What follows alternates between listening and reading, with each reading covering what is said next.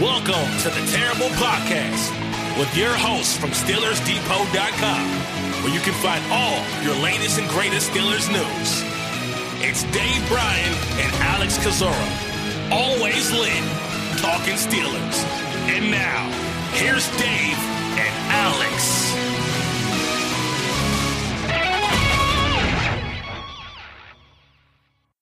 Welcome to the Terrible Podcast, Season 11, Episode 58. He's Dave Bryan. I'm Alex Kozora, SteelersDepot.com. Glad you guys are back with us for this Friday Steelers Nation. Dave, on the Wednesday show, I said we were going to get hit with snow, and I've been shoveling myself out for the last 2 days here.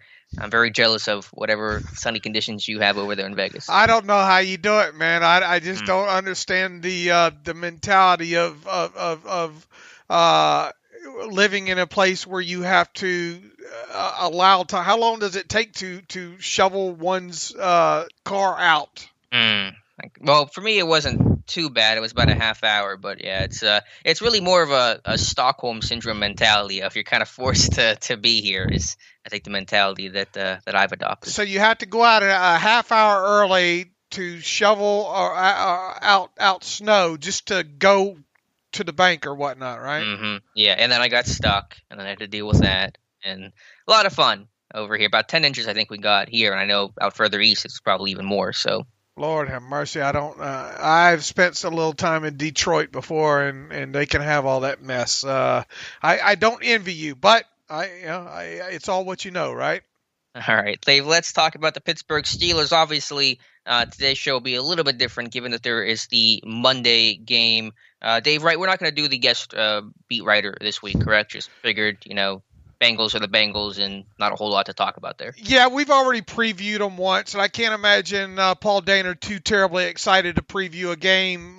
Look, that's a depleted team right now, and obviously you don't want to look past them, and we certainly won't. We'll break down the tape as we do every time, but I don't think there's really a lot to discuss. They've lost several players right now to IR. They might not even have quarterback Brandon Allen for this game as well, too, although this is the Steelers' 14th trap game of the season. But yeah, I just didn't think it was kind of fair to him to get him on there for 30 minutes to talk. We'll obviously catch back up with him during the off season and all like that. So I think what you and I will do is we'll talk a little bit about the game today, and then obviously with the game being on Monday night, we'll preview it a little bit more in depth on the Monday morning podcast and then go from there.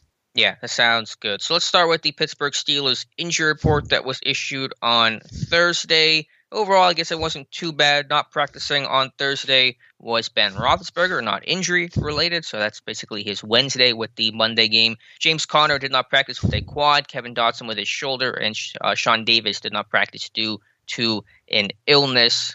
Joe Hayden was full coming out of concussion protocol, so he will play against the Bengals. We'll see about Conner, Dotson, and Davis. Tomlin did say on Tuesday that Conner and Dotson were expected to be limited at the early portions of the week, so the fact they did not practice on Thursday is not a surprise. Yeah, and I think good news because didn't he also mention Edmonds and Chooks on Chukwuma Okorafor during his press conference? So the fact that those guys aren't on the injury report is obviously a positive there.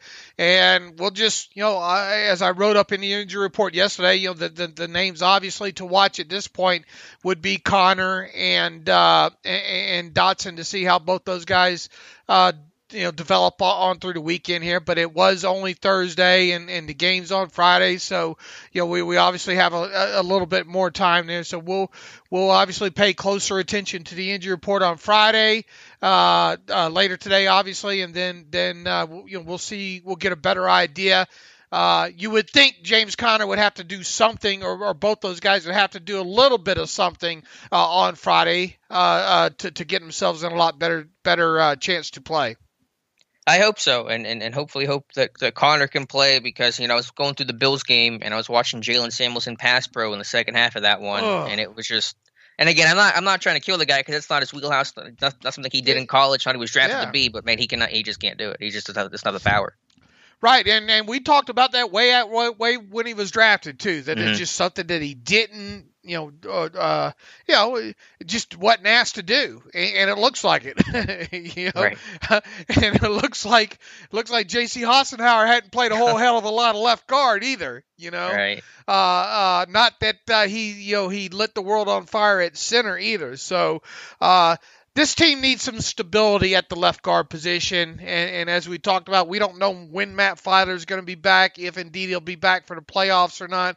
And obviously, you would hope that you wouldn't need a guy like Kevin Dotson in order to beat the Bengals on Monday night. But you need to get some continuity back in that offensive line, which really you haven't had for several weeks now. With obviously with Pouncey being on the COVID list for a few weeks, and obviously Filer going down and that kind of thing. So it'd be nice to get some sort of continuity back in there. And Dotson's known as being a people mover, right? And if there's one thing that offensive line can use right now, especially in the running game aspect of it, is a people mover. And we've talked several times about how it's likely that he's going to be the left guard, from starting next season, and you might as well get him in there when the opportunity is good here. So I'm more concerned, to be quite honest with you, no disrespect to James Conner, but I'm more interested in having Dotson available for this game than I am Conner. If anything, just because if Dotson doesn't play, then you may be forced to start a Hassenauer or Duran Gray in left guard. Is that where the issue probably stems from more than anything? Absolutely. Yeah. And look, that running game is not, you put Hassenauer in there, I don't care what back you have back there. It's probably going to be, the hope that it's going to get better, to me is not there. Right, but the problem is even when they're healthy, they can't run block. Like the whole narrative was when Pouncey comes off of COVID, when Conner comes back, the run game will be good again. It's like it was bad when those guys were both in there. Before Pouncey went down, before Conner, both guys were on the COVID list. So it's like when your starters are there, it's still bad. Right, and look, the whole narrative seems to be this week in these press conferences seems to be physicality, and it obviously was kind of set. I think Mike Tomlin kind of initiated that with some of the comments that he made initially, but that seems to every one of these press conferences with players and coaches since. You always hear the word physical enough, physicality, yada yada. Now, look, they did have to play X amount of games in what three games in 12 days or whatnot. Yes. I think several of these players have sort of either been prodded to or on their own admitted that, look, a little beat up, a little bit tired right now. I think that's understandable. This is the first game in a little while now that you've actually had a little bit of gap, in between games, give guys time, a little bit of time to rest. So that, and plus against you got a kind of a worn down, depleted team in the Bengals right now. So it'd be interesting to see, can this team come out and change some of these things, especially in the running game. And look, the narrative will be this: if they run for 160 yards on the Bengals, it'll be, oh yeah, joy, but it was just the Bengals. So there is no win-win situation here for the Steelers this week. You either beat the Bengals 55-3 or you don't.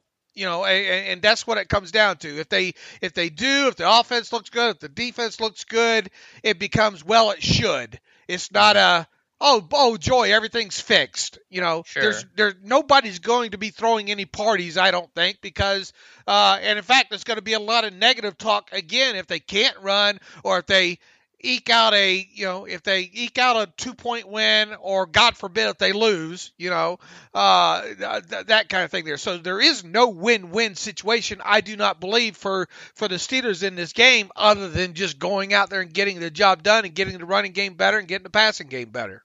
Yeah, I just wanted them to show signs of life, because even if they beat a bad Bengals team and run on them, they didn't run them on the first matchup, so that would be an improvement in itself, and then B, just shows that they are at least capable of doing it. So, I'll take the narrative of, it's just the Bengals, if that means I get to watch a good rushing performance for once. And to your first point, Dave, if that's the narrative the team wants to run with, 3 games, 12 days, we're beat up, we're tired, fine. But you better go out there and kick some butt against the Bengals Monday night, because you have plenty of time to rest. You're playing against a bad Bengals team you should deal with pretty handedly. Again, not to overlook any one team. Divisional games are close. Cincinnati's played Cleveland tough this year. But, if that's the narrative you want to run with, well, you have rest now, so you better look like a rested team come Monday night. Sure, but I think they're kind of getting prodded into some of these responses. Yeah. And once again, I don't see any positive that can come out of this other than you get the W.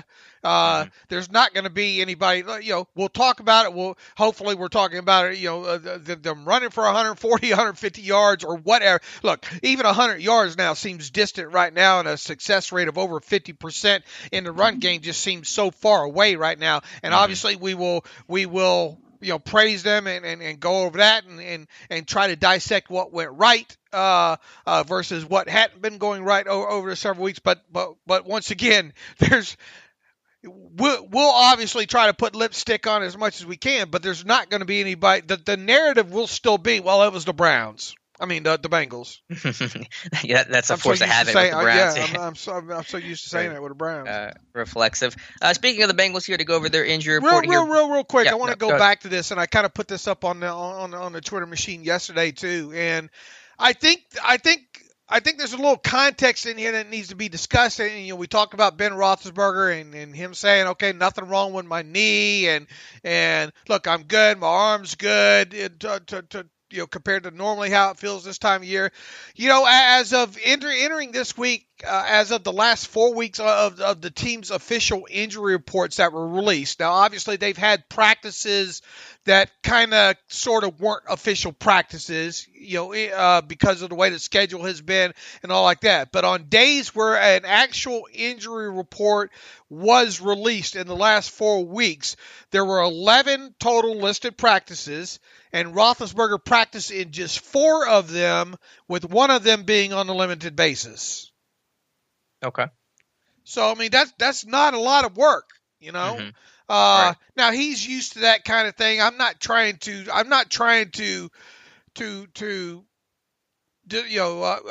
bang on him. I'm just saying that, when you have guys like Randy Fichtner, and we'll talk a little bit more in depth about what he had to say, talking about how, they're going to try to work on a deep ball a little bit more this week in practice. And the reason that they haven't had a lot of time to work on that kind of stuff is because of the schedule, yada, yada. Well, yeah, I think it's important to add the context here that Ben Roethlisberger hasn't been out there on the practice field a whole hell of a lot in the last 4 weeks. I mean, right. 4 practices with one of them being limited. I mean, how much are you going to get done? Yeah, that's a good point. That's a really good stat. And I guess Fichtner would say he's not practicing because the schedule has been so tight, and so we're just trying to rest him. But you're right. If you don't practice that much with your quarterback, you're going to probably get some in-game problems that reflect that. Now, again, it doesn't excuse why this team's dropped 17 passes in the last 3 games, but yeah, obviously there's value in your quarterback practicing, and I'm sure like I said, there are consequences when he doesn't. And then I would have to go back and list each one of them, but I wonder how many of them are kind of walkthroughs. You get what I'm saying? On sure. Top of it. So how many of those 4? I'll have to go back and list them individually there. But makes you kind of wonder. Obviously the limited one. How much did Roethlisberger get done in that limited one? So then let's even assume you had 3 full practices at that point. I mean, seriously, how much are you going to get done? And how much are you going to get done from maybe a walkthrough that followed? Look, he missed the whole week leading up to what game was it with his knee that he was questionable for? The Washington game? Right. He didn't even practice. Not that it was much of a week. It wasn't much of a week, but right. Point taken. But still, you want to get some work done in there, Right. Yeah, no, and I will say overall, on days when I've been to training camp, on days where Ben doesn't practice, when he was doing the whole full day, half day, off day thing, on the off day, the level of energy in practice overall just really drops, just because when Ben isn't there. And Tomlin's talked about that before, that's just kind of a thing when your quarterback doesn't practice, the energy level is low. So you think about the days he doesn't practice, if that carries over to in-season stuff, just have lower energies of practice, and so maybe guys just aren't as focused and dialed in, and maybe a little sloppier, and things just aren't as up tempo and upbeat as usual. So that could have an effect as well, because it certainly has had effect in training camps. That needs the whole, and I think this goes back to some of the things that we're going to talk about what Randy said. I think a lot of this, and to It just needed that area of context of how much Ben has practiced. Yeah, that's a good point. What do you think about Ben's comments about calling the report about his knee phony? Because I don't know if we covered that at the back half of Wednesday's show when Ben spoke to the media, saying that he didn't know where that Jason Luck-and-Full report came from, that some in the organization had concerns about his knee. Ben saying his knee felt good, but he also said his knee, was arthritic basically and had a bunch of surgeries. And so, it was kind of implying that, there's always some level of pain to it, I guess, because of the history he has with it, but did dismiss the report as phony.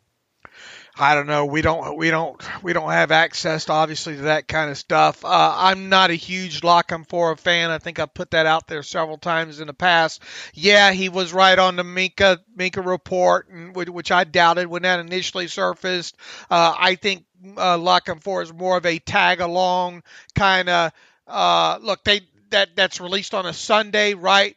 Sunday morning. The typical kind of why is that kind of stuff held on to until Sunday morning kind of traffic thing. You get where I'm going there. Sure. And then also on the heels of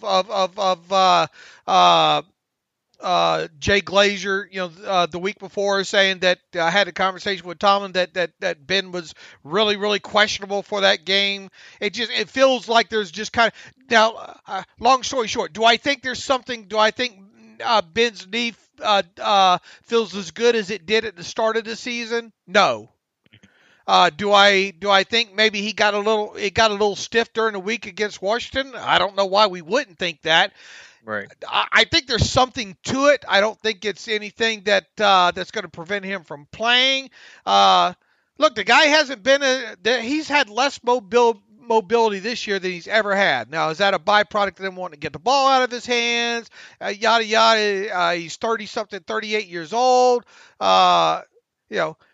don't see the mobility, obviously, that Ben used to have. Not that he was an uber mobile quarterback. Mm-hmm. I do think there's something going on there, but I don't think it's major. Yeah, I mean, it sounds like it is just that stiff knee, I guess, from the arthritis that he's referring to, and probably the scar tissue that's in that knee from all the surgeries he's had over the years. And so I don't think it's some sort of new injury. I just think it's a continuation of just having old kind of bad knees. And so that's what he's fighting through. Clearly, there was an issue for that Washington game, and I don't know if that magically went away post-Washington game. So, yeah, hard to know. I mean, I don't believe that, Ben has a torn MCL he's trying to play through or something like that, but I think he has an old stiff knee that flares out from time to time and maybe has some sort of impact on him. Now look, you look at his mechanics too, haven't been great. Not that Ben's ever been a poster child for a quarterback school. Yeah, he's old school, man. He is just wake up and throw it kind of dude. And he really is. And I don't know if I don't know how much of that interview you heard from Whaley on one of these podcasts floating around. I guess we should. I don't know what the name of that podcast was. What was the name of that podcast? I could try to look it up here. I did listen to it though. That was good insight from Doug Whaley for sure. The Go Long with Dunn and Monos, episode 2. Yeah, and you should be able to Google that. If people want to listen to Google Doug Whaley, but there's I think about the 107 mark in that one. Doug Whaley, who used to be with the Steelers and kind of I guess an understudy to Kevin Colbert back at that time, and what was he personnel? You remember what exactly? I think a player personnel coordinator. He went on to become the Bills GM. Right. Well, anyway, he talked about time with they scouting Roethlisberger and how the game that they were going to watch him play. Ben hadn't practiced all week, and I think what was it, a shoulder injury or something, and he said if he's going to go out there for a pregame warm up and depending on how his shoulder felt, if his shoulder felt okay, he would play in it. We end up playing in that game, and in typical Ben fashion, had a great game. Yada yada. So this is a guy that's used to doing that kind of stuff. And once again, Ben, what is the thing that has made Ben over the years, and the reason why he's going to be a Hall of Fame quarterback? Yeah, it was the backyard Ben, the Sandlot type plays, and that's what Willie had talked about. Right, and we never have accused Ben of being strong in the mechanics department. Right. I remember he was talking with Chris Sims in the 2019 training camp, and Sims was asking all these questions about mechanics and, just arm angles and stuff. And Ben's like, I just throw the football. That was his answer to everything. And so, yeah, not the most polished quarterback, but obviously who can argue with the results? Who cares? Right. And then look, you can look at some things this year, and I think you broke down the deep pass to James Washington that was intercepted the other night, and a few other plays. I think he needs to be better in certain areas to help him drive the football out in certain situations. And is his arm as strong as it once was, Alex? No, it's not. I mean, it's okay to say that, right? Sure. And it's interesting. Ben also talked about in the documentary about his rehab that he had to learn how to throw again. So I just, who knows? I mean, I'm sure he's probably back to relative normal now, but that was a big process for him. And he said he had literally just had to retrain his arm. And so maybe there's something new, something unusual with that where it just doesn't feel quite the same. I don't know. I think we're doing a lot of, at least I know I'm doing a lot of, searching for the answer. And sometimes you find it, sometimes you don't. But obviously, Ben has to be a little bit better with the deep ball. Right. And look, we go through all the Blues Clues too about Mike Tomlin talking about the spin of the football back in training camp, but then you look at some of the throws he's made that we talked about. I think on the other show, on the last show was the touchdown pass to James Washington, the one he put on Deontay Johnson a few games ago. He can still put the mustard on it. Now we're not sitting there measuring anything or trying to slow down the tape and get an exact mile per hour velocity on by measuring versus seconds on the tape. At this point, what does it matter if we find that he's 3 miles per hour off anyway? Right. That kind of thing. But back to the original question, he's not the physical specimen he once was. Right, but there was no way he could maintain to be that guy and still play today. Right. He can he still get done what the Steelers need him to get done? I think so. We'll talk a little bit more about the deep ball here later in the podcast. But back to his overall health. He's healthy enough to play out the string, I'm sure, and get this team deep into the playoffs. Agreed. And yeah, just my overall perspective on Ben is I'm not counting this guy out. It's been done before by national and local media, especially back in 2017, and he bounces back. So I got confidence in Ben. He's the guy. If anyone's going to make this thing work, it's him. So, that's where I'm at. Right. He's either going to play or he's not going to play. Yeah. And it's got to be pretty bad for him not to play. I don't think there's any evidence of that. Long story short, there's no excuse in here for anything based on his overall health. Mm-hmm. Right. Let's get to the Bengals injury report here quickly from Thursday. The notable guys practicing or not practicing due to injury were linebacker Logan Wilson, a rookie out of Wyoming, and their starting quarterback Brandon Allen with a knee, as you mentioned earlier, Dave. Uncertain if Allen will be able to play Monday night or not. If he cannot, Ryan Finley will get to start for the Bengals. Yeah, that's something we'll watch the rest of the week, and it doesn't sound great. I mean, you obviously would want your starting quarterback to take as many reps as possible, and yeah, we'll watch what happens on today on the Friday injury report with Brandon Allen. But man, if he's not able to take the snaps today, what do you do?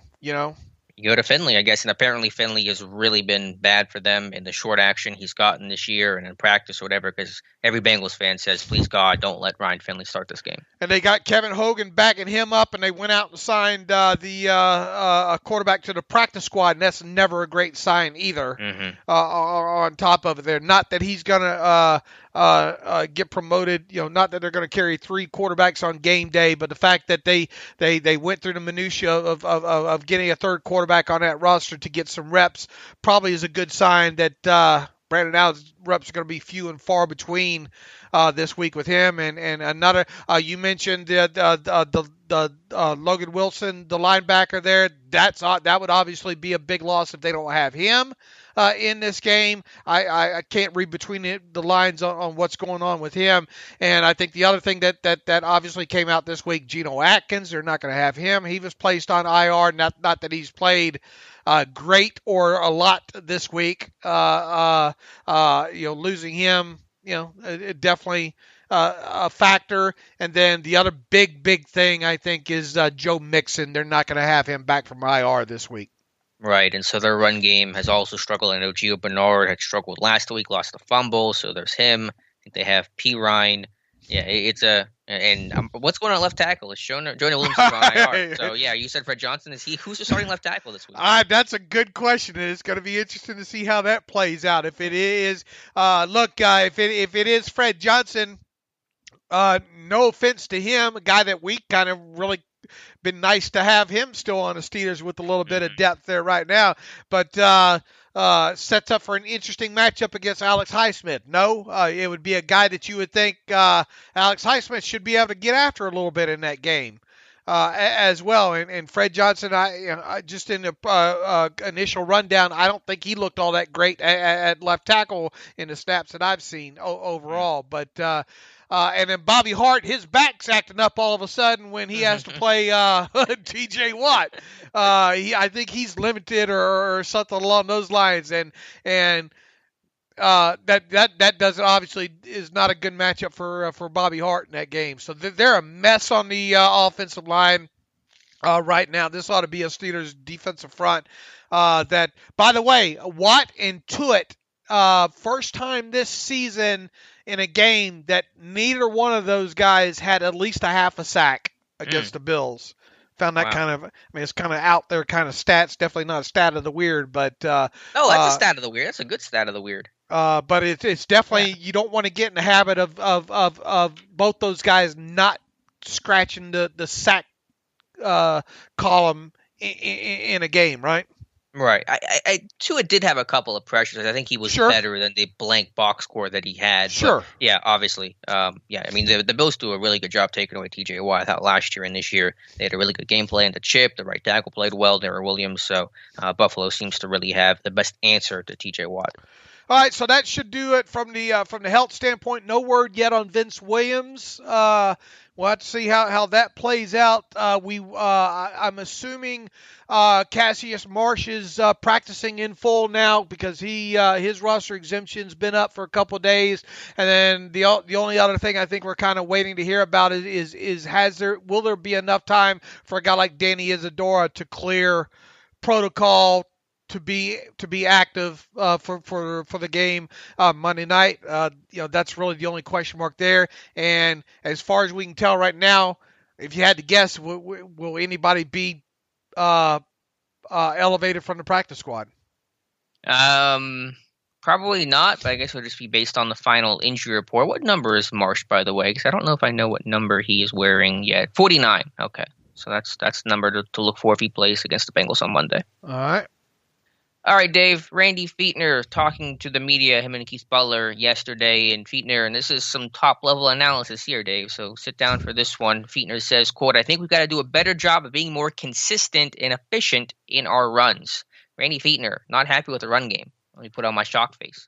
Yeah, but I mean, what else is he going to say there? I mean, people are trying to parse this out. Here's the thing. Most of people listening to this episode right now have not actually seen the actual interview with Randy. Thankfully, Alex and I have, and Matthew Marksey as well. A lot of times when you get these transcripts or these quotes, we try to parse them out as best as we can through words, and it's hard to do sometimes. But what else is Randy going to say in that situation? Yeah, and it was part of a broader conversation about, the offense needing balance and putting too much on Ben, so it wasn't, just directly about the run game. But it just, to me, and it's obvious, but at this point, we know the run game's bad. They've been saying how bad the run game's been. It's not been fixed. You got to get it fixed. Right.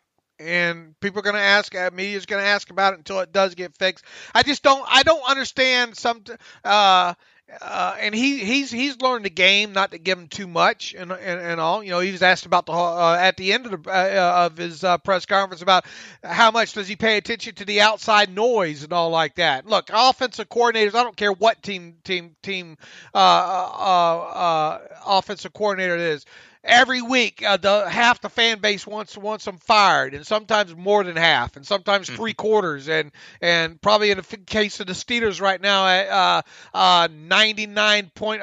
It's probably just me that's not. Yeah, it's me and you. We're rowing our own boat. Right, that are not suggesting that Randy Fichtner gets fired here. So, it's all in the results, period. And that's how offensive coordinators are judged, period, is either they're putting up 400 yards of offense and winning 55-3, or they're not. And if they're not, people want them fired, So I just don't know what people expect him to say. Oh yeah, well look, there's the running. What is he? The Iraqi information minister all of a sudden supposed to say, no, everything's fine. Don't look at this. Yeah, the running game sucks right now. It's so bad that it makes it hard to figure out what's wrong with it.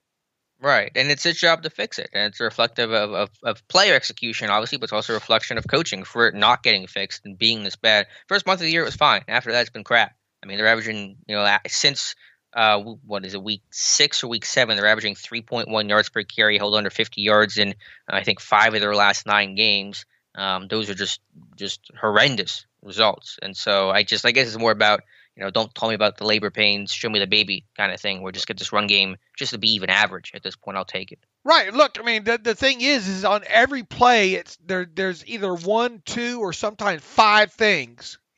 So it's not, and that's what makes it. It'd be one thing if we just were saying, oh man, if only Hassenhauer would play better, at left guard, or if only Filer would play better, or if only the back would have hit that hole a little bit.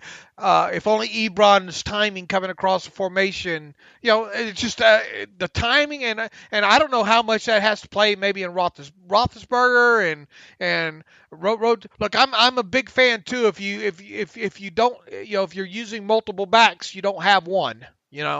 Mm-hmm. I am a big fan of the bell cow as much as possible when it comes to running backs there, and they've had a lot of inconsistency there. Heck, James Conner, I think we're starting to learn a little bit more now as this week has progressed as to why we saw a little bit more Jalen Samuels in that game, right? Because I don't know when Conner hurt that quad, but he obviously did, and McFarland was not active for the game. Now, why Benny Snell didn't get, obviously when you got into the second half there and down a couple of scores, right, Jalen Samuels is probably the better pass receiving option for you and all, but there's no continuity in there either.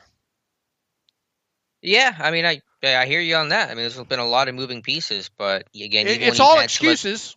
Right, even when you've had a lot of these guys, like I said before, Pouncey and Conner went on COVID, and you had basically the same group, and those guys hadn't missed much time. The run game was still bad. So it's been bad for too long of a period of time for me to sit there and say any sort of week-to-week changes are really impacting this team, because it's not like it was good before there was more roster shuffling. Do you agree that they're soft?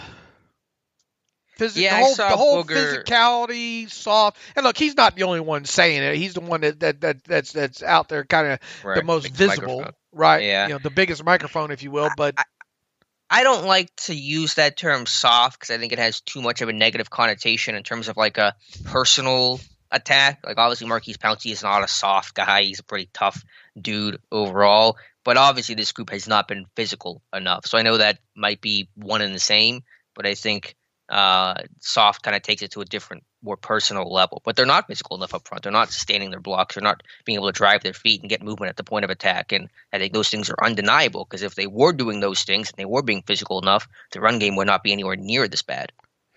Right. It's just not effort. There's technical things and all too. There's technique. I mean, it's all, that's why we've talked several times. We just can't put our finger on just one thing here. Look, with all this talk though about them being soft and physicality being the one of the main narratives this week, and everything that's gone along with it, and you got the Bengals coming up.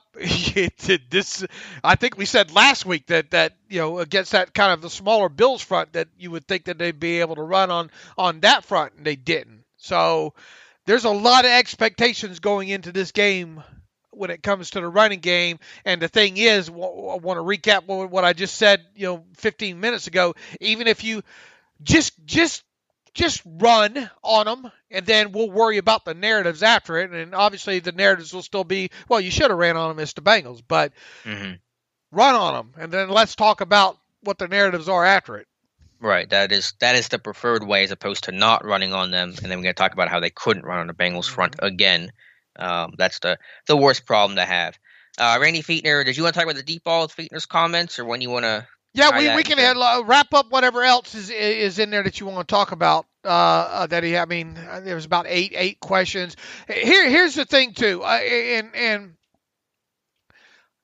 what have we learned about what this offense really is the last kind of couple of seasons here? The overall goal, I think, and scheme, if you will, is to get the ball into the hands of the playmakers out in space as quickly as possible to let them catch and run. I think you summed that up really well. I think really that, and I think it's more, and I think that's why you're seeing more of a, and look, you go back to kind of the things Mike Tomlin has said over the years, and really I think Kevin Colbert too, leading up to all this, and how the game has changed, how the game is a more horizontal game in the NFL than it is vertical. You remember all those comments building up over the last couple of years, and Sure. and how it is more of a sideline to sideline game, and the speed of the game and all like that. I think what we've seen is kind of a maturation into this process, and I also think Ben's age and lack of mobility play. Look, it's all about speed in the NFL right now, and either you have a quarterback that can extend plays or you don't. Ben's not that guy anymore that's going to make 4 plays a game where he's just, backyard Ben. All right. So I think because of that, I think Ben's age and maybe the coming off the injury and all like that, this is real, and Randy said it several times, that we just haven't picked up on it. This offense is really get people moving out in space, get the ball out quick into the hands of the playmakers, and get your chunk plays as much as you can after the catch. So when you have situations that you have the 30, almost 40 drop balls this year, now were all of them situations that were going to result in catch and run situations where the eligible guy was going to get another 12 yards after the play? No.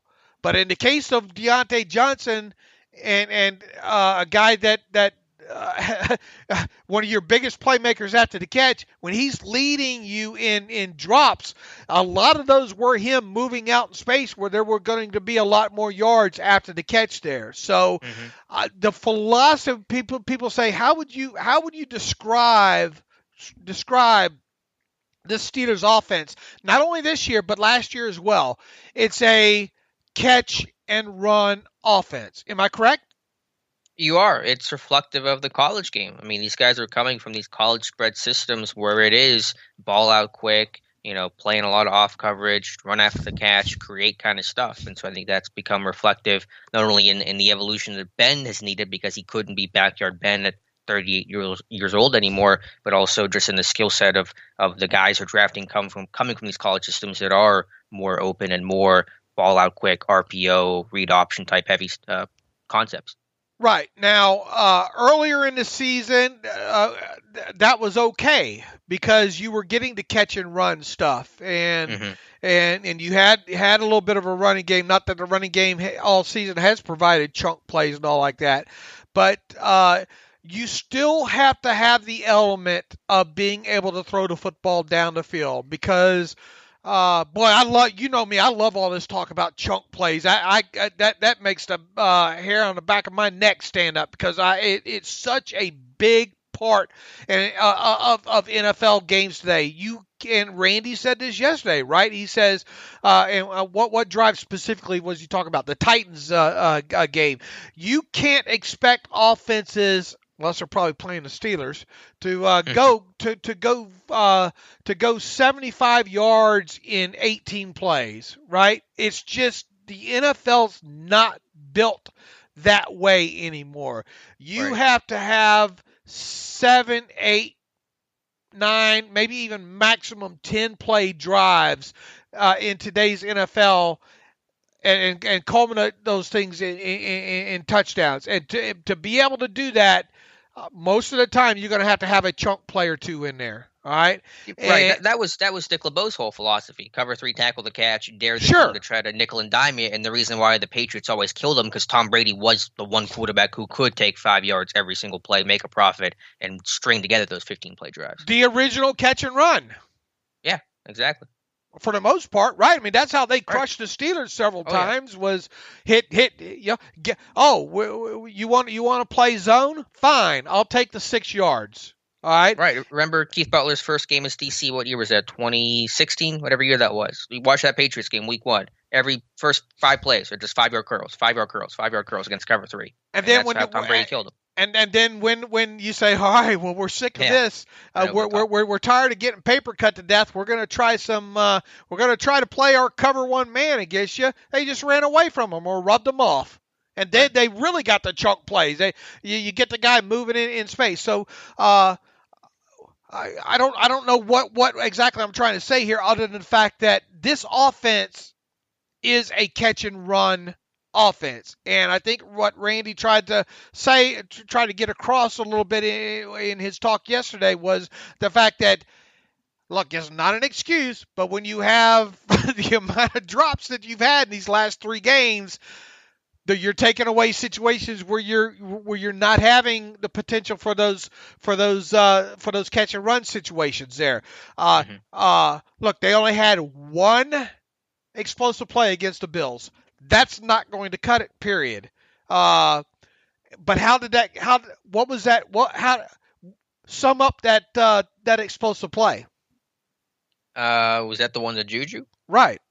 That was play action, right? Under center play action? That was under center play action, and the play action bit enough that Edmonds ran slap into the guy covering Juju, rubbed him off that way, and then what happened? It was like a 5-yard catch and a 15-yard run, right? Exactly. Yep. Right? Now, does that excuse the rest of it? The vertical element of the passing game, which has really been non-existent for the last 3 games. No, it doesn't excuse it. No. You've got to find a way still, and in so many words, Randy said that was what they were going to work on a little bit more this week, and then everybody takes those comments and say, well, why the hell haven't you been working on it up until then? You know, and I think, long story short, if you watch and get the context of it, is in so many words, well, Ben's not practicing, and we've had a kind of messed up schedule these last 3 weeks. Yeah, I think that's the context there. People are asking, why is that now the focal point? Randy's made references to working on it in previous weeks, but hopefully this is a week where Ben can practice a lot. Obviously did not practice yesterday, but hopefully can practice. Right. Today. He says we're going to go out and work on it today, and then Ben doesn't practice, fair. Right? That's fair, yeah. So hopefully they work on it today on Friday as well. He says, because he was asked point blank, he says, why don't you try more intermediate to deep shots, and why haven't you been more effective when you've tried them? He says, well, maybe because there hasn't been as many allocated to it, practice time, whatever you missed, that little 3-week time, walk through, playing, not playing, games being moved. I think back to just repetition of throwing and catching for our guys. It's not an excuse. If there would have been one area you would have backed off. Now, sometimes these guys can be a little bit too truthful, and I think that's the case here in Randy. You would have backed off of that. It would have been potentially throwing the ball down, deep balls, whether you're talking about big ends, meaning in-breaking routes, or you're talking about post routes, or you're talking about the goes. Having this week where we actually go back to semblance of a real week, we worked on that yesterday. Yesterday meaning Well, my days are messed up here. Wednesday, yeah. We will continue that today. We get a couple more good days of practice, and it'll be an area of emphasis. Well, lo and behold, go out there. Ben Roethlisberger doesn't, has his day off. There, once again, I think there's times where offensive coordinators can say too much. All right, really, that was the Justin, and he was asked about was the whole offensive philosophy this year to have Ben Roethlisberger get the ball out quicker than anyone else in the league, and why? Was it to keep him from getting sacked? And and that's where Randy goes into talking about you catch and run and explosive plays and how consistently catching the football plays into that kind of thing. All understandable. Now I want to go back to and this is talking about the deep ball portion of the passing game right now. Were you surprised? Did you see the numbers I put up yesterday? Yeah. Run through them one more time and refresh my memory. I did. I looked at what are you comfortable talking about as far as a deep pass?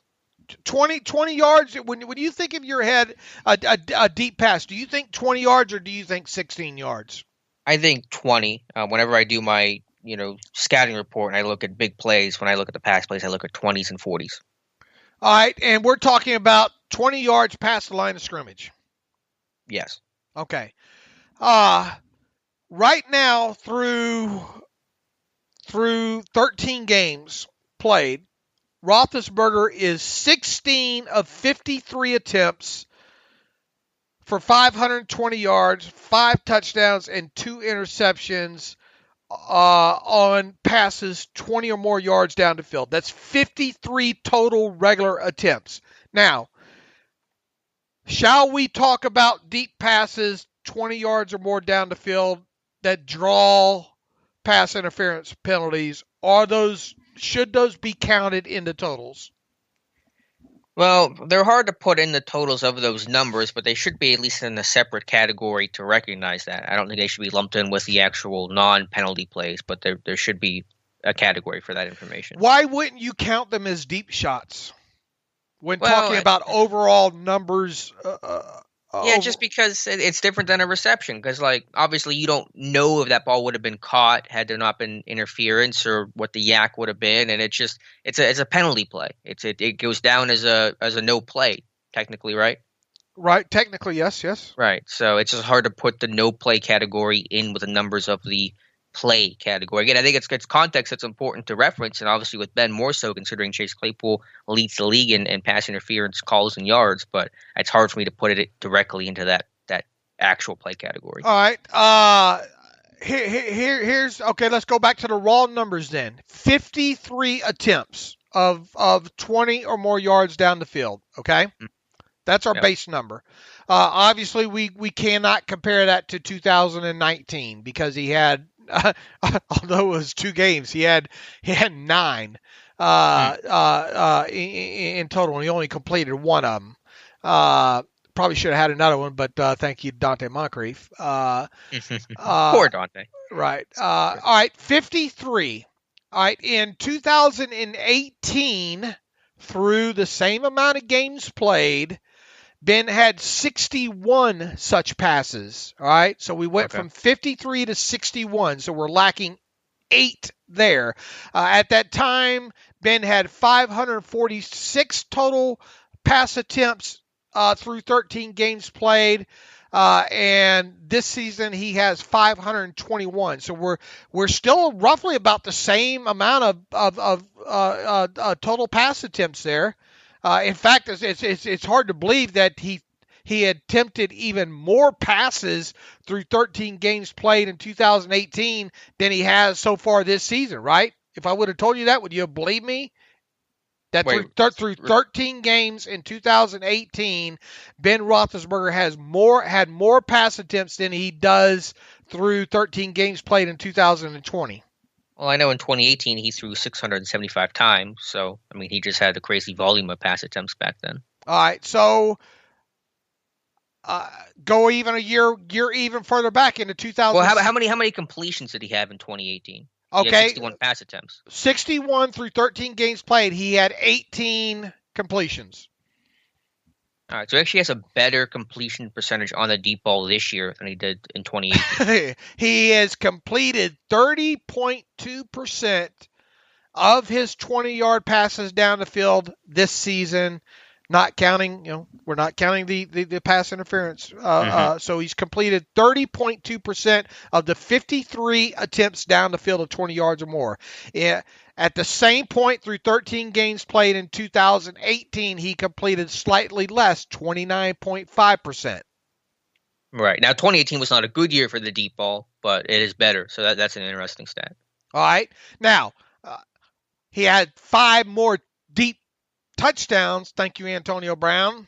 He had 10 such deep ball touchdown receptions through 13 games played in 2018. So far this season, he has 5. All right. So, and he also had an extra 258 yards passing on those deep passes as well, too. So he was getting more yak and more great results off of those deep passes in 2018 than he was 2020, but he's completed a slightly higher completion percentage this year than he did.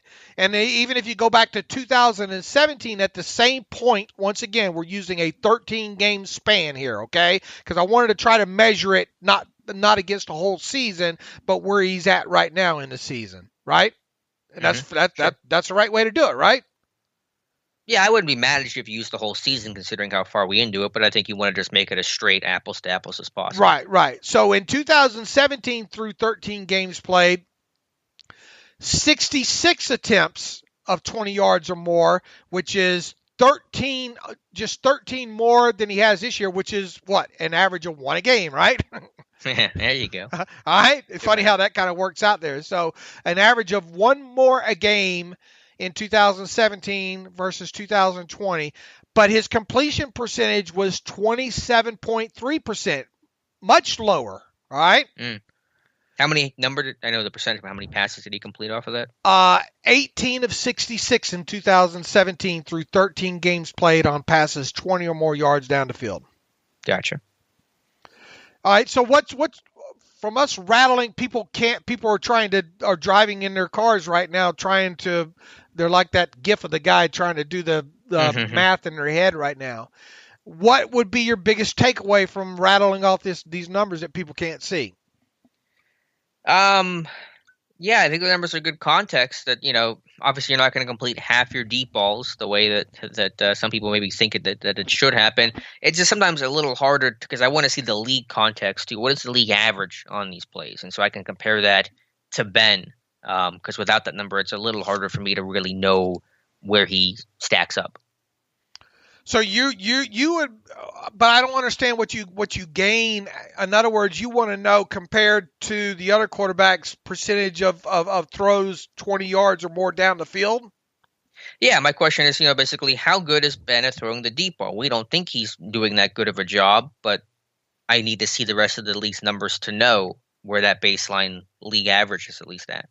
All right, for this year. More than anything, is that mostly? Any year, yeah, but starting for 2020 would be fine. All right, yeah, well, if you hold on just a minute, I can explosion. Yeah, what is the average completion percentage? Because Ben this year is coming in at 30.2% on the deep ball. What is that the league average? Because if the league average is 30%, then he's right in line. If the average is 37%, then he's below average. And so without that number, it's hard for me to exactly gauge it. I think the year by year numbers to Ben compared to himself is important to at least give you some sort of numbers to start working with, some sort of context and some sort of baseline. But without seeing some of the other quarterbacks' numbers, it's harder for me to at least know how good or bad that number is. All right. What would you like the minimum pass attempts to be? 15, 20? Yeah, I mean any number in there is fine. All right, let's go with 20 here. Okay. Yeah, keep it with the 20s. But I mean that makes sense to look at the league-wide numbers to compare that to Ben, right? Just to know where the baseline average is. All right, for starters here. Now, this is according to Sports Info Solutions, who we've had a membership for a couple years now here. So shout out to them. Matt Ryan leads the league in attempts of 20 yards or more. All right, with how many? With 66. All right, so Ben's not that far off. Okay, hold on here. Let me export this out. Don't you love doing math on the? That's what we're good at on the run here. Now, I assume that you would also like to know attempts versus completion percentage too, right? Yeah, I would be most interested in the completion percentage, since that's just a relative term of it all, and how that stacks up with Ben. For any quarterback, but if there's a way to even just get the league average to it, the league-wide number, that would probably be the most helpful. Because obviously, if you look at Patrick Mahomes' numbers, I'm sure are way above. If you look at some, Jake Luton, I'm guessing his numbers aren't quite as strong. Guess how many deep 20-yard pass attempts that Patrick Mahomes has through this point of the season right now? It might be a little bit lower just because they get ahead in some of these games and not really throwing it deep, but I'm going to say 61. That was a harsh buzzer. Have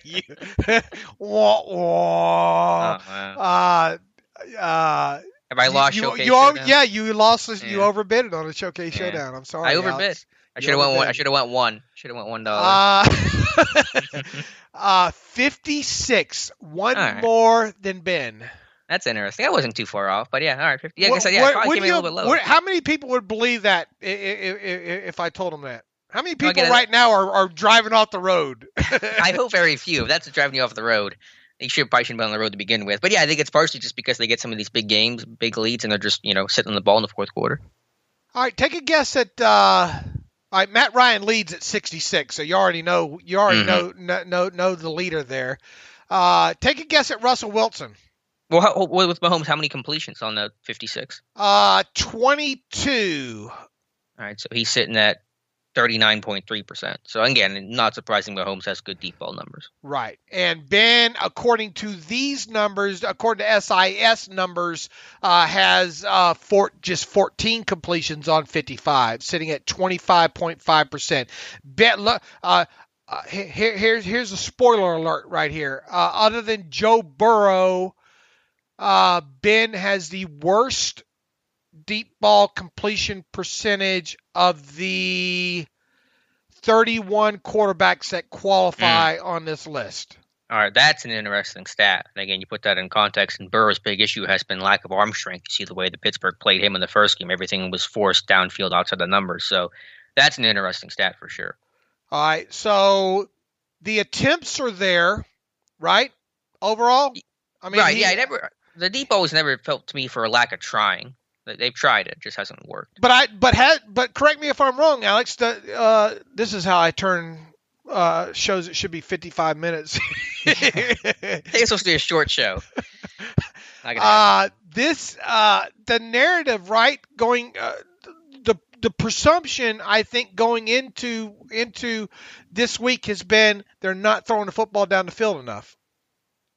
Yeah, you're right. Well, I mean, we had this discussion about does Ben have confidence in it, and I said I think he has confidence. I think he's the most super confident, competitive dude out there. I just don't think it's been effective. All right, so he is 6th overall in attempts according to SIS. Wow. 6th overall in attempts of 20 more yards down the field. To be fair, he does lead the league in attempts just overall, so he has a higher just volume of pass attempts in general. So that's probably one little piece of context that's worth mentioning. Okay, fair enough. Because you would expect the guy that has just more overall attempts to also have more attempts of 20-plus yards, just because he's throwing the football more than somebody who has 400 pass attempts. Right. But anyway, continue. All right. So we have that. We also have determined that his completion percentage is really technically the worst in the league. Right. So he's doing it at one of the highest levels, and he's been one of the least efficient quarterbacks at the depot. All right. Which is a problem, right?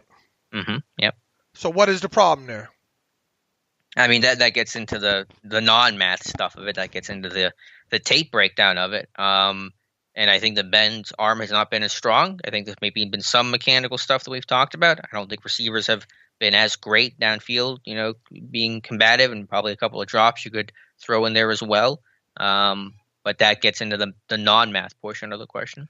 All right, I guess the next question is maybe how does that compare to, let's say, 2018? Is that should we get into that aspect of it? Sure. Yeah, I'd be curious to see where Ben was a couple of years ago compared to now. Obviously, this year it's not been. So we've been able to determine based off of those numbers that Ben's deep ball has not been good this year. So we kind of knew that going into it. You're watching the tape, so you're watching these games, but the numbers now say that he has not been very good. All right, now the next question would be: do you want 2018 based off of through 13 games, or do you want it for the whole season? Dealer's choice surprised me. I mean, again, it's 3 games. It's not going to make a dramatic difference in the sample size. All right, well let's go for the full season here. Okay. All right, go for it. What would you like to know first of all? Completion percentage of maybe where he ranked.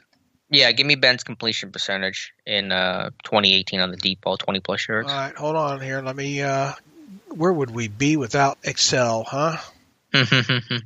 Yeah, and kudos to Tom Mead, who does the offensive charting. Getting those in quickly for us, definitely helping us out a whole lot, get some information. All right, let's see here. 2018, for the season, Ben had 77 passes, according to SIS, of 20 yards or more down the field, just 24 completions. He had a completion percentage of 31.2%. Okay. All right. Now, what would your next question probably be?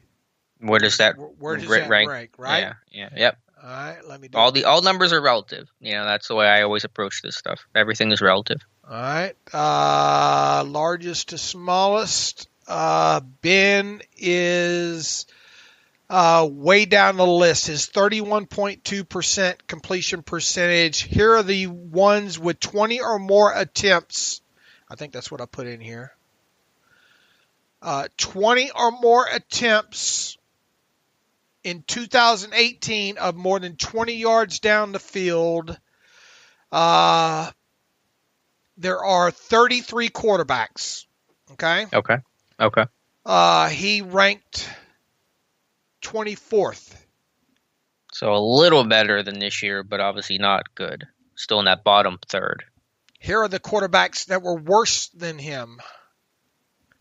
Jameis Winston, Alex Smith, Brock Osweiler, Josh Rosen, Ryan Tannehill, Josh Allen, Joe Flacco, Sam Darnold, Cam Newton. Yeah, it's interesting. And he obviously had AB to throw to that year, too. Tom Brady was one spot ahead of him at 32.1%. That's interesting. Aaron Rodgers just a tick higher than him at 33.3%. But still, you can't look at that guy over there. His completion percentage, even back 2018, his deep ball was not great. Yeah, but we all remember that it was not good that year. We recognize that year is not the Wi-Fi stuff. No, people don't remember that. Well, yeah, I remember. We remember it because that's our job to remember it. But that's true. It's not great. Right, but it doesn't make it any better now. Obviously, he wasn't good then, and he's even worse right now. So when you have, so let's circle this back now. All right. So when you're not completing, when you're not a very deep, a very good deep ball quarterback, all right, overall, and then you have elements with your run and catch offense of dropping the football. I mean, you kind of got to get what you got the last 3 weeks, right? Yeah, like I said, it's such a small, limited menu of things working right now for the offense, and the quick game has struggled more because it drops and because of defensive adjustments. So yeah, I'm not surprised by the results based on how they've played. It's funny when you start ruining these narratives people have, then they start. It's fun to sit on Twitter and watch the narrative change on the fly. Mm-hmm. Yeah, but what we're most concerned about is Ben throwing the ball between 10 and 15 yards. You know, it's the old moving the goalposts. Right, argument. right. How has Ben throwing just 8 yards at the hash mark? That's the To big his left problem here. on night games on the road. Yeah. You start to see, really you see get. what I'm saying? Sure. Yeah, I've never disagreed with the assessment, but the overall assessment is that the deep ball has not been good. The numbers, I think, tell that story, and that's something that needs to be worked on. Because these offenses have always been successful when they've had a deep ball component. Now, apply all this back to Ben Roethlisberger, Randy Fichtner, and this year's offense, and where this offense, how can this offense get better? And throw this back into play calling. You be the one to be the bad guy here and wrap all this up. It's a lot of information for sure. Are you? How much did I surprise you with in some of this? I am a little surprised to see that Ben has been that bad this year. Like, I knew he wasn't good, but only above Burrow. It's kind of painful to hear, to be honest with you. Right. What's the knock on Burrow? Arm strength, right? Yeah, that's been the big knock for sure. All right. And so to be lumped in that category. Once again, try to wrap up this segment and put me to bed, so I'll stop talking about this stuff. Well, no, I don't think we should stop talking about it, at least until it gets better. I think we recognize it's a problem, and it has to get better. And that's something that we haven't discussed already. We're just putting the numbers to it now. All right. What does the offense? What needs to happen here? Yeah, I wish I had that answer. I know they've talked about running under center more, or being under center more, not just running the football, but being under center more and more play action and stuff like that. I think that would help to some degree. Will that magically, mystically solve everything? No, but if you can incorporate a little bit of that. I mean, Ben talked about how he would like to be, or he wouldn't mind being under center more, but yet their under center rate is the lowest it's been in the last 5 years, at 21%. So that's all lip service. What, Ben? Yeah, I know, probably. But I'm just saying, well, if he wants to say it, I'm gonna use the math here and say, well, you say you're okay with being under center, but you're under it, less than ever. So if that's something that you can add more to this offense to maybe create better play action and get the deep ball going 1 or 2 times a game, I think that's something worth a try. All right, everybody tweeting at me off of Randy's comments yesterday that you can't have play action because you don't have a running game. Yeah, we know that's been debunked. I mean, I'm not the only one that's out there trying to debunk that, right? Right. No, there's been studies that have debunked it. Yeah, it's not. I mean, even someone like Chris Collinsworth has gotten on board with, like, you don't have to be a good run team to run play action. The play action is all based off of selling the run and run keys and just convincing a team that you're going to run the football. Now, does the level of your effectiveness of, I mean, I don't even know if that's been proven. Maybe slightly. If you're look, Ryan Tannehill is a better overall quarterback, a more effective quarterback, probably because of the way Derrick Henry runs the football. True? Yeah, I'm sure there's a level of truth to that.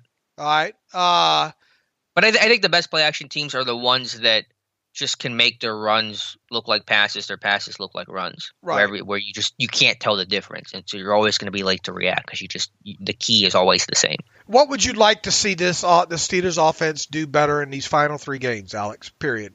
It's very broadly run the ball more effectively, more efficiently in situational football, stay on schedule, and convert the deep ball even at a 5% higher clip. If you give me a 35% deep ball the rest of the season, then you would see some more positive results. And do a better job of how about catching the football? Yeah, I mean, there's that too. So again, 17 drops. Yeah, again, just the drops alone. If let's say you hypothetically you didn't drop a single pass these last 3 games, you beat Baltimore handily, and that's not even a close game. I think you beat Washington if you don't drop the 6 passes you dropped against Washington. And with Buffalo, there were only 3 drops. You probably still lose that game, but you're now sitting at 12-1. You beat Baltimore handily. You beat Washington. You lost to Buffalo, but you say, it was a loss. What are you going to do? We'll move on. And the whole narrative is different. What would you like to see? Because people tend to they'll believe you more than me. They trust you more than they trust me. Hearing it from my mouth. What would you like to see a little bit different in the play calling? Well, to me, again, like I said, the biggest issue I had with the play calling or was the play design or whatever. Yeah, well, yeah. To me, the biggest gripe I've had is just the situational gotta have it moments where they were getting too cute with the passing the flat to Hawkins, this logo to McFarland, the 4th and goal empty set out of 22 personnel. That kind of stuff was the only real gripe I've had with Fichtner, and it didn't happen against Buffalo. They really weren't in those situations.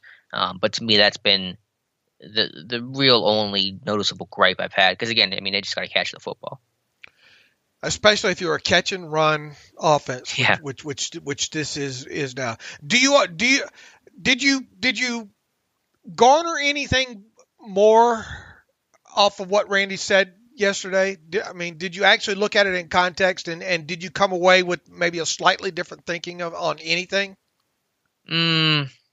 Not really, to be honest. There was nothing he said in there that was super surprising. I mean, did you? I just from the emphasis of the whole catch and run thing, and the run game alternatives and all like that. And I really do think that a lot of what they're doing too is to help prolong Ben Roethlisberger. Yeah, well, I think we knew that before. That's not a revelation.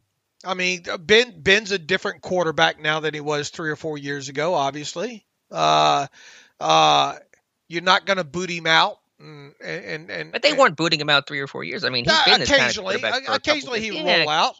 Very occasionally. I mean, he's not the same quarterback as he was 10 years ago, but I think he's been this quarterback for a couple of years. I mean, 2018, he had the quickest release in football, too. I mean, right, people forget that. People forget that. Right. So again, this evolution is not something that's happened this year. It started happening a couple of years ago, and it took a while for the narrative to shift because it's always slow, the national perspective on him. But I mean, if you look even 3 years ago, I mean, he's a similar quarterback to now. Can this offense get back to scoring 28 points a game? Yeah, sure, certainly. I mean, drop 17 passes in 3 games. That's a good place to start. The run game, if it gets a little bit better. I mean, again, I'm not giving up on this offense. I'm sure some people have, and some people are saying the season's over. Let's talk draft. But I mean, I'm not. There's talent. The talent is there. The injuries have not hampered this team in key ways offensively. So yes, they can get back to it. All right, I suppose we should kind of move on. Thanks to Sports Info Solutions. Thanks to Pro Football Focus. Thanks to our own Tom Mead and our own charting for there. I'm going to write a little bit up. I'll try to put these numbers in print later on today for everybody to see.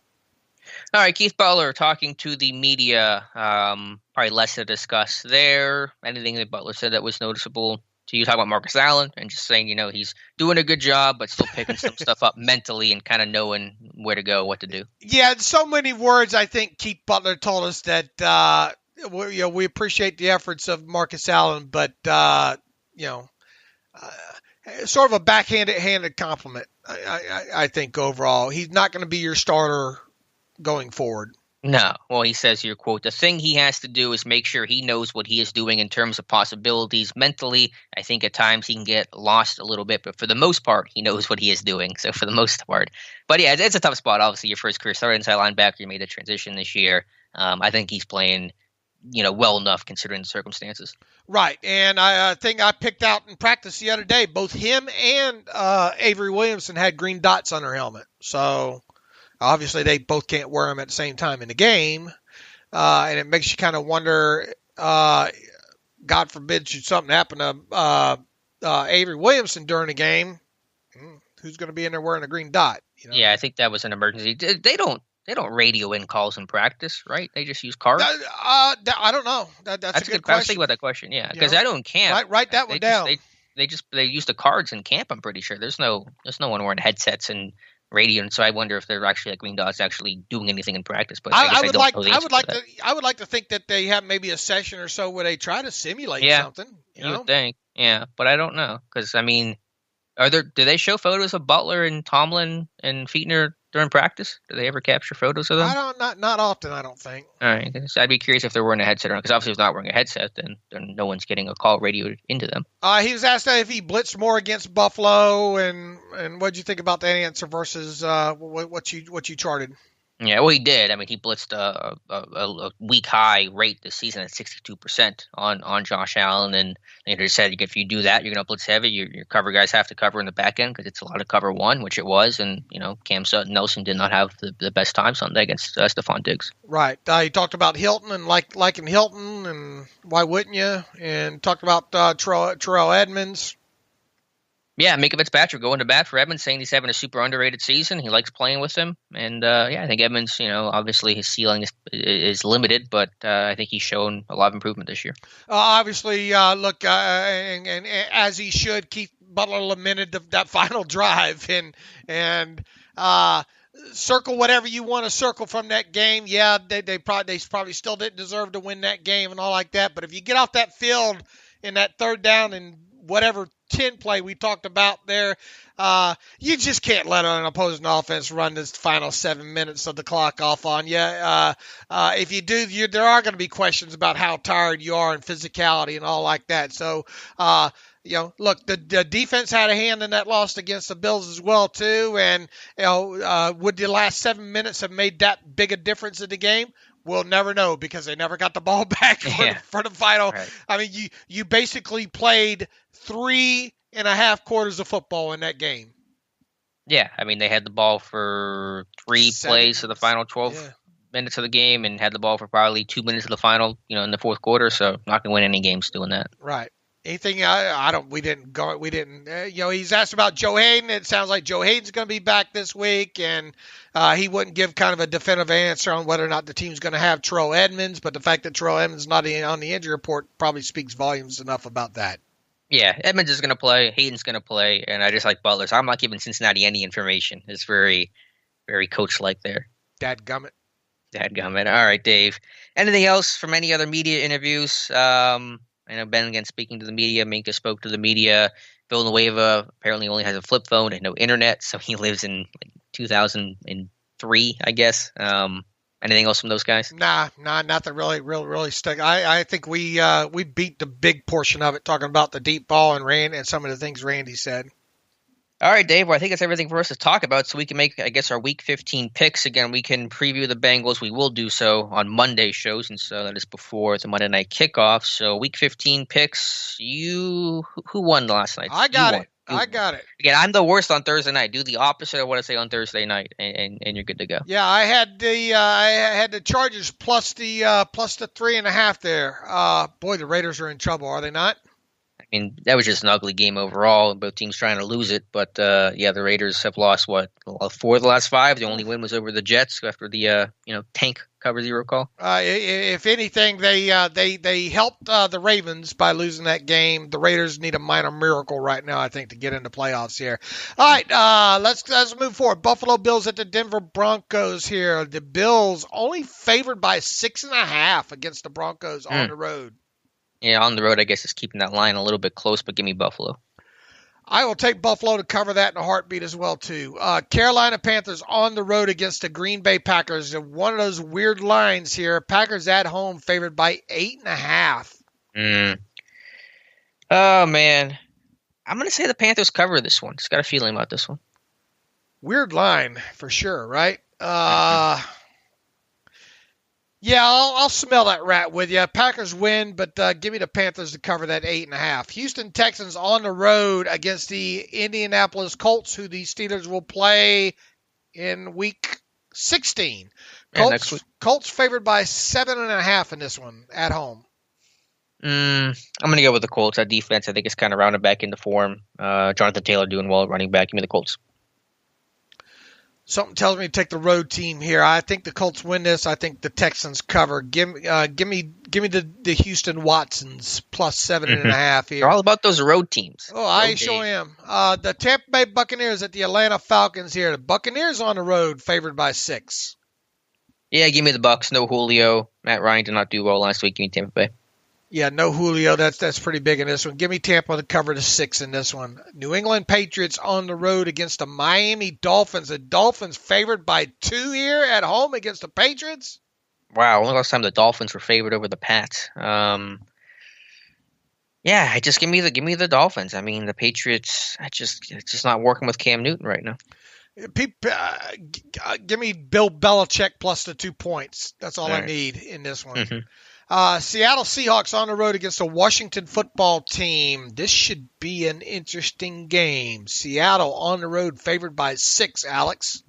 Oh, I think that's easy. Give me Washington to at least cover that one. Washington's an underrated team. They are. It goes back to I don't think enough, and I think we both did give them respect, right? Ahead of that game against the Steelers.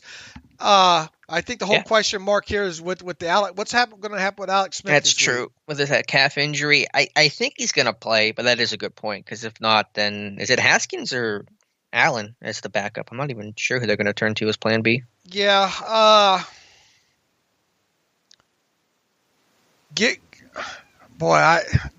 whole quarterback thing is what has this in flux. That's true. I think right now.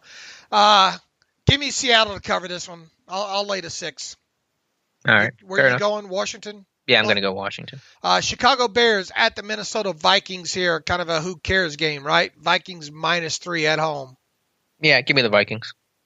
I'll take the Vikings to lay that 3 as well, too. Jacksonville Jaguars at the Baltimore Ravens. This one shouldn't be anywhere close. Should be a gimme for the Ravens here. Laying 13 at home. Is that too many? Well, hey, Gardner Minshew's a quarterback, and can he get some Minshew magic? Man, I almost want to go with Jacksonville to at least cover here. I'm going to be silly. I'll go Jacksonville to cover this one. I think Minshew finds some magic. All right, I'll go the other side. I'll go Baltimore runs them out of Maryland here. -13. I'll lay to 13. San Francisco 49ers at the Dallas Cowboys.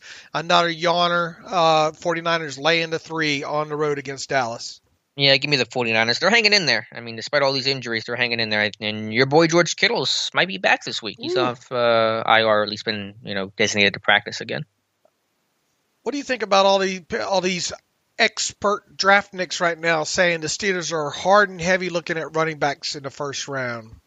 Is that what they're saying? I honestly don't even pay attention. Dilbert, Matt Miller, the least rep, the guy that gets a lot of run that doesn't deserve it, Matt Miller from Bleacher Report. Yeah, I did not even see that. I think they're going to draft a running back and maybe draft one relatively high. I don't think first round's going to happen, but I think they'll probably draft one probably on day 2. I'll take the 49ers minus the 3 points in that one. New York Jets, I don't know why I went down that tangent all of a sudden. Yeah. New York Jets on the road against the best defense in the NFL right now, the Los Angeles Rams. Rams laying 17 in this one. Ooh, big line, but my rule of thumb is never count on the Jets, so give me the Rams. Do you take offense to me calling them the best defense in the NFL right now? I don't. I'm sure you'll get some hate mail for that one, though. All right. The Steelers are second best defense, but all right. I will take the Rams lay to 17 points. Eagles on the road against the Arizona Cardinals. The Cardinals are laying 6.5 against the Philadelphia Hurts. Yeah, Jalen Hurts starting a quarterback again. I'm not buying any of that, by the way. I think it's just I think it's fool's gold right now, but whatever. All right, give me the Cardinals to win by a touchdown. Where do you come in on what the hell they gonna do in Wentz, man? I don't know what they're gonna do. I mean, that contract is hard to trade. You got to cut him. I mean, if you move forward, if you decide in these final whatever games that Jalen Hurts is your guy, if a general manager trades for that contract, it should be fired on the spot.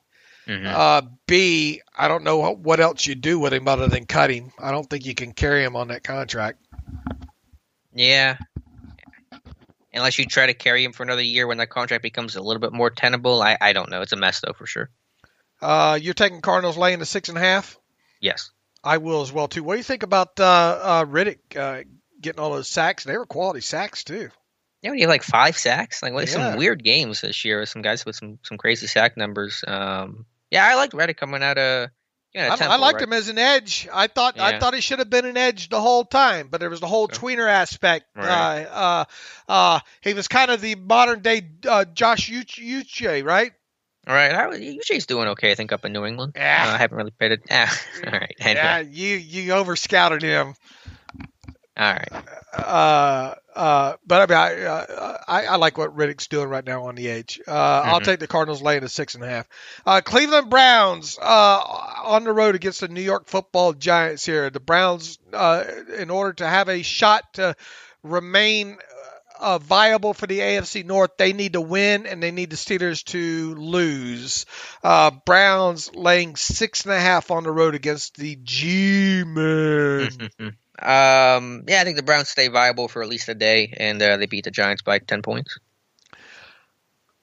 I think they cover as well too. Lay the 6.5 there. All right, we will pick the Steelers Bengals. That's a Sunday night game, by the way. So what game are you most looking forward to watching Sunday afternoon? Also, we should hit that there's a couple Saturday games this week, and that's the right. Bills and the Broncos and the Panthers at the Packers. So we'll be able to watch those there. What is the other game you're paying most attention to? Man, I don't even know. Whatever's on my television. I don't get it. Patriots at Dolphins or Texans at Colts? Any of those strike you fancy? Yeah, maybe watch the Colts just to get a preview of what to expect for next Sunday, a week from this Sunday. But yeah, it's probably the game I tune into. All right, me as well there. All right, shall we get to the reader email portion of the... Yeah, let's get to some reader emails and close out today's show. All right, this says, ignore my previous email from Arthur Elliott. Art from Central Illinois. Love the show, site, and all the Steelers news on Twitter. First-time emailer with a two-part question. Arthur, first of all, thank you for being a first-time emailer. We like these kind of emails here. Mm-hmm. Listening about Ben not throwing between the numbers 10 yards plus has me remembering that major criticism of Mason last season. Is this a scheme wide receiver route problem or quarterbacks not trusting what they are seeing? Furring the Washington game F-U-R-R-I-N-G. I don't know what furring the Washington game. The commenters... Oh, it should be during. During the Washington game, the commenters discussed an interview with David DeCastro, commenting like, this was not a fun season, feeling defeated with the team's injuries and no fans. What's your opinion on his response, and should we worry? I take the first one. Listen about Ben not throwing between the numbers 10 yards plus has me remembering about take that aspect and the whole Mason thing in last year. I think we've knocked out a lot of that, to be honest with you, but go ahead. Yeah, to the first point about 2019, I would say the reason why they didn't do that was because A, Juju had to play on the outside more, B, Juju was hurt for good portions of the season, C, there was no Eric Ebron tight end threat, so there really wasn't a presence in the middle of the field. This year, it has been more of a scheme thing where the routes really aren't there quite as much. Juju's been really shallow, really short underneath as a safety valve check down type of guy. Last year was simply not having the personnel to really let those routes, even be run and thrown to. All right, what would you say about the comments about DeCastro during the Washington game from the commenters? Yeah, I appreciate his candor. I know that they're $1 million paid athletes, and no one's crying over it. But if he's not in a great place, or if he's having a tough year, then I can respect him being honest about that. Arthur, thanks for the email. Thanks for listening, and thanks for following us on Twitter and visiting the site. We appreciate that for sure. How about this one from Jelani Suleiman? Hope all is well. What with it looking like the Steelers getting the number 2 seed, which team would you guys most and least want to play in the first round? Also, how do you guys think this team matches up with the Chiefs, being that the road will go through KC? I'll tell you this, I think it's way too early still to be talking about the Chiefs. I understand why people want to do it, but you got to get to that. Both teams have got to get to that point first. Not saying that the Chiefs won't, but stranger things have happened before. Obviously, it would be, I think, a very watchable game should the Chiefs and the Steelers meet at any point during the playoffs there. What team most and least want to play in the first round? I like Cam Hayward's answer to this, that I don't really focus on that stuff, just trying to focus on the week ahead. I don't know. I know Baltimore would be tough. I get this team has done a good job against Lamar Jackson as anybody, but man, Baltimore just runs over Pittsburgh every single time they play each other, and that would always give me a lot of pause in the playoffs. So Baltimore that third time would be difficult. I would agree, and I wouldn't mind watching them play the Dolphins. Yeah, I think Miami would probably be not to discount them having a good year. Kudos to them, but Miami would probably be on the list of teams I'd like to play. All right, let us go now here to Bob Francis talking about quarterback mobility. Hey guys, given the offensive struggles with the scrutiny on Ben, I've watched the quarterback play this week with new eyes. I've been struck during the Monday and Thursday night games across all four quarterbacks and how crucial quarterback mobility is. It's both the scripted movement rollouts and such, but also the ability to extend the play, make plays out of the pocket. That used to be vintage Ben, but now it feels so rare. I'm all for evolution in this game, but has it gone too far the other way? On a recent podcast, you were thinking all the way back to maybe the Dallas game for a time when Ben made something happen outside of structure. Do you have the same diagnosis that quarterback movement is a missing piece from the offense? Is this something that can be fixed, or is it too much to expect a 38-year-old Ben to do much of that and will just sink or swim with these quick reads and 2-second releases? Let me answer the last part of that first. Ben is what Ben is now. I think hopefully, Bob, you enjoyed the conversation that Alex and I had about what Randy said, about what this offense is right now, about catch and run offense right now.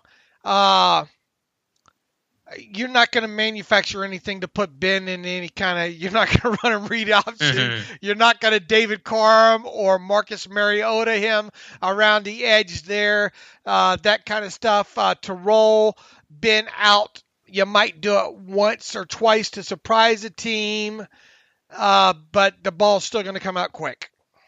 Yeah, aside from the occasional spirited rollout from Ben, that's the extent of his mobility and that type of stuff. Yeah, I mean, the Tiger's not going to change his stripes. He's not Josh Allen, Lamar Jackson, Kyler Murray, obviously. So it is kind of a sink or swim when you get what you get. But I agree with the overall point. The next quarterback the Steelers draft to be the heir to Ben has to have some level of mobility because it opens up, conceptually a lot for your offense, and I think it makes it easier in the run game as well. So that's the way the league is going. And how many times have I said that on Twitter and on this podcast, especially in the last maybe calendar year, having a more deeper appreciation for quarterbacks that can do things outside of structure, as Bob that's probably the best way that Bob put it in his email there. Scripted and plays unscripted outside of the pocket. I think if I've learned anything in the last calendar year, that's and look, they don't have to have the athleticism of a Lamar Jackson. I think that's bonus on top of it. Give me the perfect quarterback right now in today's NFL is Patrick Mahomes. Plain and simple, a guy that can do something in the pocket as a traditional pocket passer, or a guy that you can do something on the move and roll him out, and then having that element of did you see what Mahomes did here, which used to be what we always used to say about Ben Roethlisberger, right? Mm-hmm. Right. Yep. Understood. So whoever that next quarterback is going to be in Pittsburgh, you better start using the Mahomes model, if you will, even though it's going to be next to impossible to find that guy when you pick 28th overall or 26th or hopefully this year 32nd overall. Kind of hard to get that guy, right? Yeah. What'd you think about what'd you like about the Whaley comments about saying you kind of, in order to get a quarterback like that, you got to unfortunately be in that situation? Yeah, well, that's what Mike Tomlin talking about Chase Young, saying, I hope I'm never bad enough to have to be able to draft you, because that means you had a really bad season. But yeah, if you want one of these top quarterbacks, unless you get lucky, with a Lamar Jackson situation like Baltimore did, where But how lucky is that? How lucky is that? It's not luck. Obviously, they identified Lamar, but in the sense of a franchise quarterback who's just sitting there in that second tier, late first round. Well, but my point is how lucky do you think they're going to fill in another year or two? All right, yeah, You're not as big a fan of Lamar as I am, so I guess you'd look at it from two different perspectives. How big a fan are you of Lamar? I mean, I'm a pretty big fan. I mean, he was MVP last year. I mean, I think they're getting pretty good return on investment on their selection. Are you paying him? You going to make that decision pretty soon here next offseason, right? Yeah, not this offseason though. Next offseason, right? No, if I'm him, I'm screaming for it right now, okay. Man. I am upset If I'm Lamar and his agent, I'm not letting it get past this this offseason. Here's the deets on Lamar right now. 2021 is his final year of his well, you had the whole 5th-year option thing, okay? Right. Okay. But after 3 years, he can now ask for a new deal. Right. There's no way if I'm him and his agent right now, I am not playing in 2021 if I don't have a new deal. All right. Well, to answer your question, yes, I would pay him. I'm guessing your answer is no. I'm thinking you better take a long, hard damn look at it. Good luck finding a replacement for it. Right. True, and you're almost forced to do it, right? Yeah. And you almost have to do it. Yeah, then you're starting over if you don't. All right, just put me on record. Remember it if I'm right, okay? All right, I'll forget if you're wrong. All right, let's get back to the emails here. How about Brian Lando writes in here? James Conner, 3rd down back. Samuel's pass protection hurts Alex's heart. That's evidently maybe that's something we need to put on a T-shirt. Hurts Alex's heart. With that in mind, why not move Conner to be the 3rd down 2-minute back? He's great protection. He can catch, take Samuels off the field, etc. And let Snell McFarland handle the early down work. That can also help keep Conner fresh. You guys are the best. Thanks for everything you do. I think you'd probably see more Conner 3rd down back if he could keep his butt on the field. Yeah, well, in the Buffalo game, that was probably just because of the quad injury, and he just wasn't mobile and really couldn't move in space, and so they didn't want to put him out there. So, I mean, Jalen's barely played this year. He played in the Buffalo game because of the quad injury, and he's had some injury issues himself. So, Conner can be a 3-down back. That's the goal when he's healthy, but if he's not, then they trust Jalen in that situation as next man up. All right, this one from you said it's only going to be an hour and a half show. Good luck with that. I should know better. You think I'd learn by now? Yeah, you'd think you would. Motor Mouth Dave. Troy Paplomatus writes in. David Alex, longtime listener, 2nd-time emailer. All right, Troy. Ever since our loss to Buffalo, I have watched old Steeler games and highlights every night. Alex, I went down to 2010. I went down the 2000 and what year did I say? 11? Was it 11 or 10 the other night? I don't remember. I went down to, I think it was the 2011. No, it was 11. I'm pretty sure it was 11. All 22 rabbit hole the other night. The tight ends they used. My God, they used a lot of 2 and 3 tight ends. That was the predominant personnel grouping. 2 or more tight ends. I think they 30-something%, 11 personnel back then. Anyway, Troy writes in, I've watched old Steeler games and highlights every night. The more I watch, the more I realize that Ben is not pushing the ball down the middle of the field. Obviously, the lack of run game plays a huge role in that, but we are truly seeing the Steelers offense missing AB. Ben is struggling to push the ball down the middle of the field, and I believe not having a receiver like AB is the main reason for that. DJ has the drops in a smaller body receiver like an Eli Rogers, and still only in year 2. Claypool is not that yet. Who knows? Juju could be a deeper threat guy, but not nearly as fast or as good a route runner as AB was. Lobster Man James Washington needs a lot more snaps. That being Ben's first season in 10 years without AB is very noticeable to me right now. What are your guys' thoughts and take on this? Good email. There's a lot there. Good email, Troy. Are we playing Family Feud over here? Good email. Good answer. Yeah. Good answer. I don't know. Are the listeners going to go, good answer, Alex? Good answer, Alex. Show me the deep ball. X. A big X. We should do that. We should have some sort of big X on that. No deep ball. We need this show, and it's my fault. This show lacks production quality, and it needs sound effects. It really does. It really does. I'll work on that during the off season here. This show's just reminding me I need to go outside and talk to people. Like, this is my life right now. I just need to go find a woman and beg her to stay. Good luck with that. Yeah, I don't think it's gonna happen. Not at this rate. I'm lost on what even the overall question was. What was his overall how much the deep ball and missing AB and all like that? Yeah, I mean, you had the best receiver in football. You're a Hall of Famer. It's hard to replace that for sure, no matter how many guys you try to get, how many players you draft, and what scheme changes you make. So clearly, you're obviously feeling the effects of that. We don't talk about it too much because we're kind of so far removed from it, and Ben's injury last year. But yeah, I mean, AB made a lot of plays on deep passes that no one on this roster could catch today, and that's not a slight against the current roster. That's just recognizing how good AB was. We talked earlier in the show about going back and looking at those 2018 throws of more than 20 yards down the field, right? And how he had 10 touchdowns versus 5 at this same point through 13 games on such throws. I wonder if we went back and looked at the 10 touchdowns, how many of them, were to AB? That's probably a pretty easy answer question to answer. And how many of them came after the play breaks down?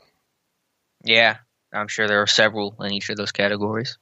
So, look, he's not – it sucks. People get old. What do you think about Doug Whaley talking about how you go about basically in a relationship with Ben? I don't know if you have that time. You got to have that sit down, right? Yeah, I mean, they did it with Troy. Did you get the sense Heath. that he thinks Ben's done after? Yes, very clearly. And right? He made that pretty obvious. Yeah, I don't necessarily agree with that assessment, but that was definitely his angle there. I mean, this guy 4 weeks ago we were talking about how well Ben was playing and I know. how he was the driver of the I offense. agree. I agree. Shannon Sharp had him in the MVP conversation. Now we're asking about can Ben even wake up in the morning and get out of bed? Let's pump the brakes a little bit. Bring out your dead. Bring out you never were a Monty Python, right? Oh man. I only know 'Tis a Flesh Wound. That's the only one. The old bring out your dead scene there where they try to bring the old guy out. He goes, "But I'm not dead." They try to throw him out with the dead. The old guy with the dead. That's kind of Ben right now. But I'm not dead. And then he conks him up over the head and throws him on, that kind of thing there. Look, there's reason to be concerned about Ben's overall play this year, but what's the narrative going to be if he goes out throws for 300 and 3 or 4 touchdowns against the Bengals? People say it's just the Bengals, right? Right about that. But yeah, again, we ride this roller coaster too much. I mean, Ben has had such a long resume that we shouldn't be prisoners of the moment based on 1 or 2 weeks of where he's at in his career. And I think we do that too often with quarterbacks, especially young quarterbacks. We sit there and say, I'm sure you go back and look at national media on Josh Allen, year 1 in Buffalo. This guy's not the right pick. Year 2, they were saying the same. Year 3 is a different story. So we just ride this roller coaster too much when evaluating some of these players. Can this 2020 Steelers team still win the Super Bowl, in your opinion? Yes. Honest opinion. Yes. Will they is a different story. Would I pick them is a different story. Can they? Certainly. I agree. They still can, and it goes back to what I always say in this with this team, especially when they have a defense. If you have a pass defense like this team has this year, even in its current state, this defense is good enough to win a championship. The other element is, do you have a franchise quarterback still that you can rally around? And I think the question is, or the answer to that question is yes. Do things have to fall right?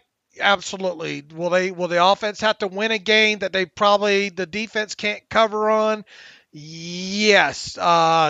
Should the Chiefs be considered the favorites? Yes. Who else in the AFC are you most concerned about other than the Chiefs? I don't know. I mean, I try not to rank them too much. It would be the Ravens, plain and simple. Yeah, I mean, like I said, the teams we don't want to face. I think Baltimore would be obviously a formidable opponent. And I guess Buffalo to some extent. I think you can throw them in there. Yeah, Buffalo's a good team for sure. And obviously they just beat Pittsburgh. Will one of the 4 teams representing the AFC in the Super Bowl be the Chiefs, Steelers, Bills, or Ravens? Yes. Because of the Chiefs' odds of making it are pretty high, so that's a no-brainer. Yeah, I think most people are going to say yes to that question. All right. What else do we have here? One last one here because these people are taking the time to send the email here. Hi, Dave and Alex. Thanks for keeping me updated. This is from Josh Rubin. Updated and entertained for the last 3 years here in Houston, Texas. Boy, have you ever been to Houston, Alex? Only at the airport for a connecting flight. So that's the extent of my Houston time. No offense, but that's about the only place I want to be. Oh, my God. No offense, Josh. But the humidity there is absolutely brutal, man. You get off the plane there, and even in that airport, you get off that plane there, you feel it there. Your podcast has become like must-see TV for me. I know you don't really like to speculate this early, and that you guys nor I can pinpoint who they will draft next year, but I wanted to show you this draft that would replace the following. Okay, we're going to play along with them. McDonald for Pitts, who obviously is the Florida tight end, compared to Darren Waller. Ebron Beyer, Beyer, fourth-ranked tight end, PFF with blocking. Schuster, he's replacing him with Newsome, a guy I know nothing about. Reliable hands, pure slot. Filer, he's replacing him with Jackson, guard, tackle, country strong. Hilton, he's replacing him with Bynum, a slot corner, physicality and tackling.